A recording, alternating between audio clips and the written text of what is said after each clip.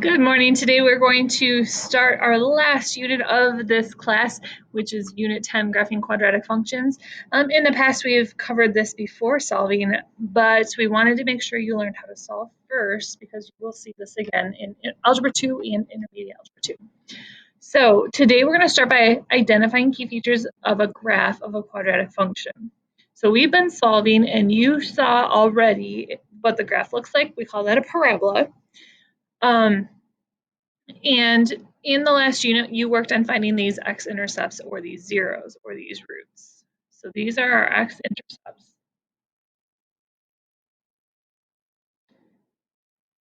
Okay, other points that will help you graph quadratic functions are the y-intercept,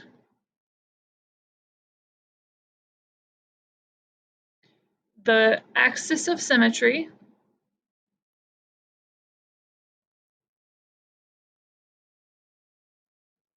and the vertex. Okay, so those are 4 key features that you will need to learn.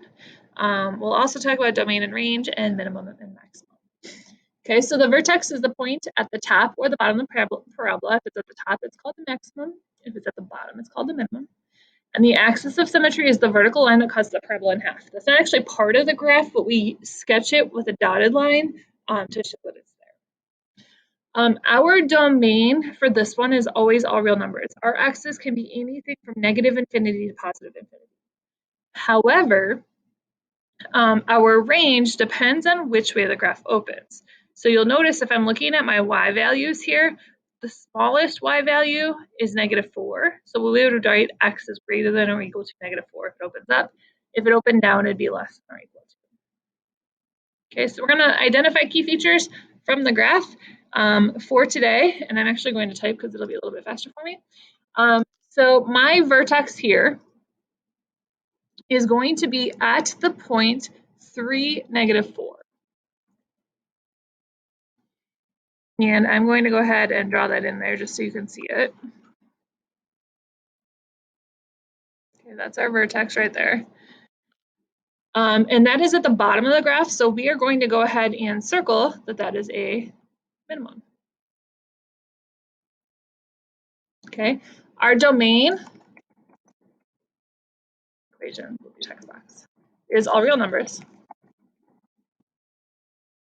And our range is going to be y, and then because it's a minimum, we're going to say greater than or equal to, because it gets bigger than that -4.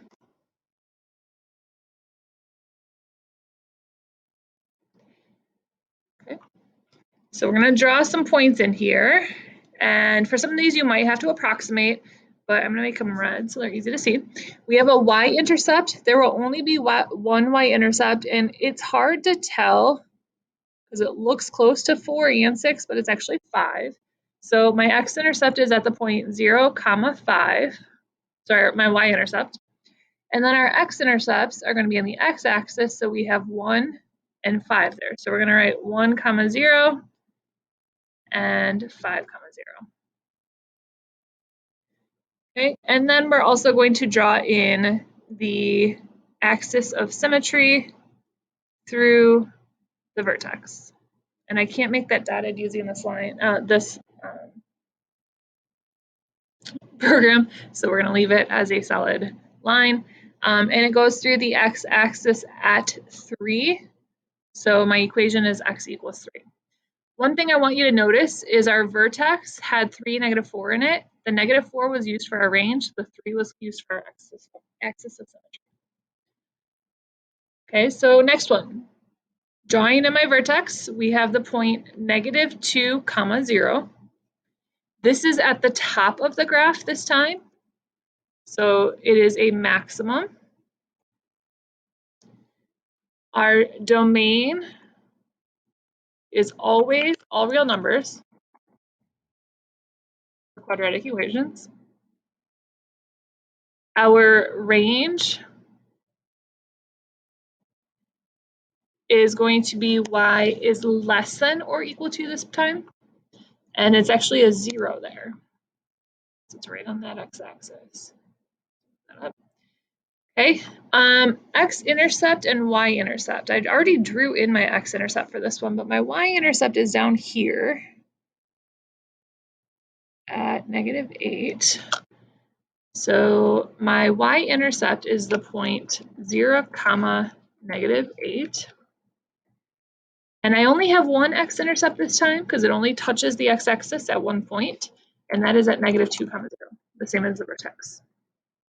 We're going to go ahead and draw in the axis of symmetry here.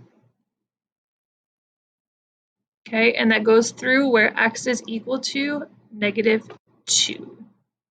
So I'm just going to put a -2 in there for our equation, and that's it. Go ahead and try this practice problem.